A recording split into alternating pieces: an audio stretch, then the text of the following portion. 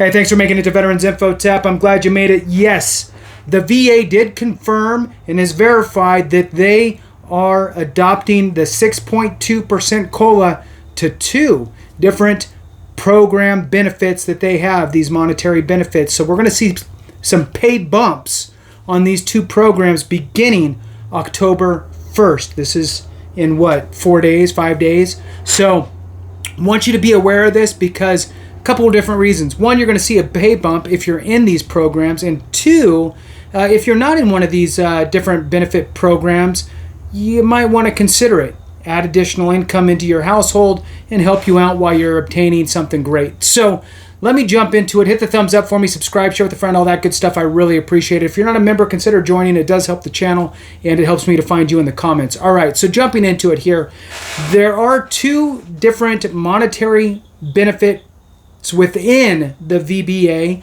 and that is, and this is beyond the disability compensation, right? Disability compensation, COLA, we'll find out those numbers mid-October. It's probably going to be 3.2, 3.3%. These are 2 other monetary benefits in the VA's wheelhouse for veterans and dependents. One is, and I did a video on this yesterday, VR&E, that's Veterans Readiness and Employment. They are realizing a 6.2% COLA by the VA. So the VA themselves, and they identify it as a COLA, clear as day. It says that we would like to inform you that a 6.2% cost of living adjustment, COLA, to VR&E veterans subsistence allowance rates goes into effect October 1st. That's awesome. I did that video yesterday. That's going into effect absolutely. I took it upon myself to give the VA a call and ask them on their education line, what about Chapter 35? Chapter 35 is a great benefit. It's the Dependent Education Assistance Program, and currently that pay rate is $1,401 if you are full-time dependent or spouse enrolled in that program. Now, that's an additional $1,401 coming into maybe your household, right? So if your dependent child's still living with you and going to school, that's income coming into your household. If your spouse is going to school under that program, it's additional income into your household.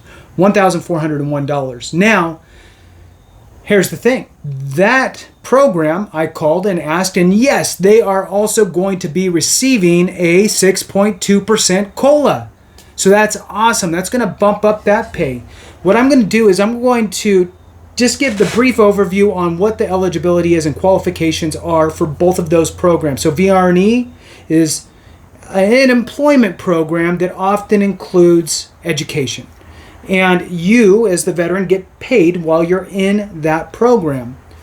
The Dependent Education Program, Chapter 35, is a dependent program, so for your spouse or dependent children. So I'll give the overview on both of those, just a fast one so you're aware of how they work, and if you or one of your dependents qualifies, might be a good time to be thinking about adding them into those programs. So the Chapter 35 benefit will go from $1,401 up to $1,488 per month tax-free. Now, one of the things to think about, or not think about, but to know about Chapter 35 is that while you're going to a VA-approved school full-time as a dependent of the veteran, right, you are not going to have that school paid for by the VA. You have to pay the school yourself.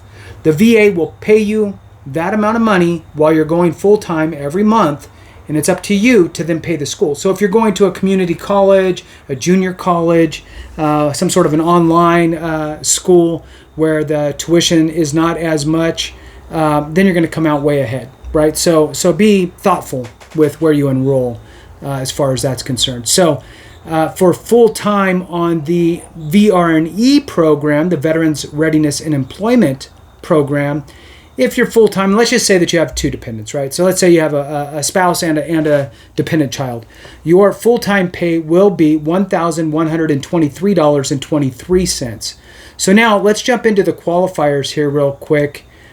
So for survivors and dependents educational assistance, So I'm just going to read here from the VA's website for you directly.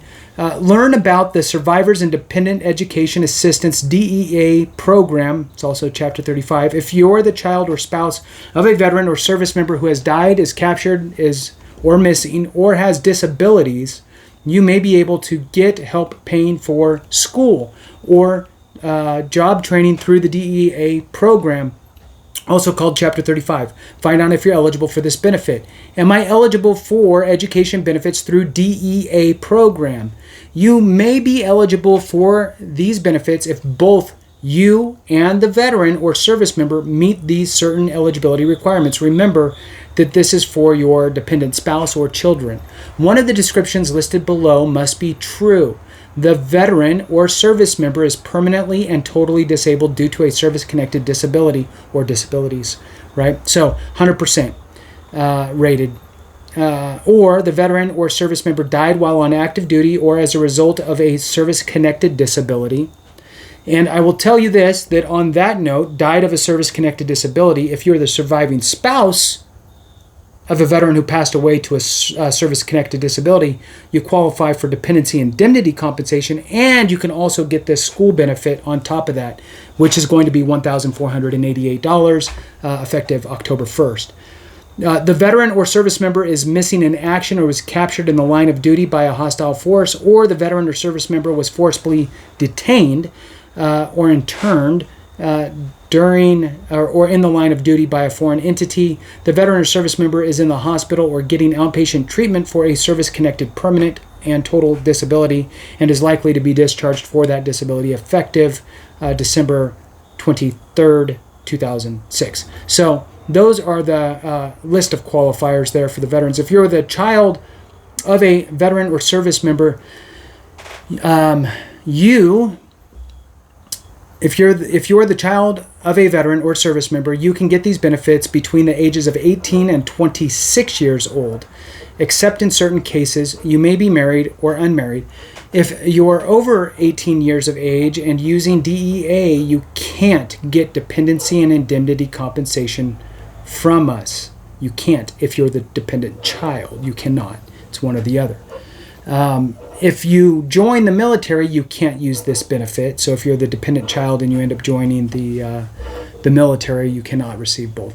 If you're the spouse of a veteran or service member, the benefits start on the date we conclude, and we as the VA conclude, that you qualify or on the date of the veteran's death and lasts for 10 years. So your benefits start on the date we conclude that you qualify or on the veteran's date of death, and they last for 10 years. So if you're qualifying because the veteran is 100% rated with the VA, then it's 10 years from the date that they were rated at that 100%. And then if they passed away, it's 10 years from that. So if we rated the veterans as permanent and totally disabled, PNT, that's the 100% permanent and total, with an effective date that is 3 years after discharge from active duty, you'll qualify for the benefit for 20 years from that effective date. This new policy began on October 10th, 2008. We won't pay benefits for training you started before that date. If the service member died on active duty, your benefits are in 20 years from the date of death. You, as the surviving spouse, can get DIC payments from the VA and use the DEA benefits. And again, I'm not going to dive deep on that specific program, but I just wanted to highlight the qualifiers and tell you that it's $1,488 effective October 1st, 2023, while you're going to school full-time. And it can be online or whatever, but you are going to be the one who's responsible for your tuition and any other fees or books or anything like that. They just give you the monthly allowance. Do with it what you want. Then we have the Veterans Readiness and Employment. So now in order to qualify for that, the Veterans Readiness and Employment is basically your disability or disabilities that are service-connected are inhibiting your career or your work, right? So, I mean, it could be something extreme or it could be something that's a little more minor, but you have to be able to explain and articulate to the counselor in the VR&E program that it affects your ability to maintain the work that you do.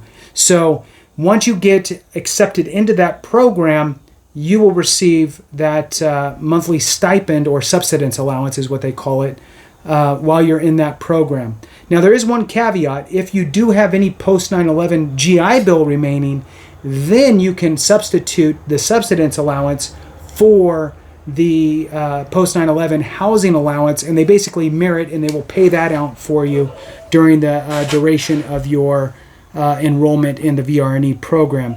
Again, the subsistence allowance for a veteran with 2 dependents is $1,123. With that, thanks so much for watching. I appreciate you. Have a great one. And remember, if we don't take care of each other, something went wrong.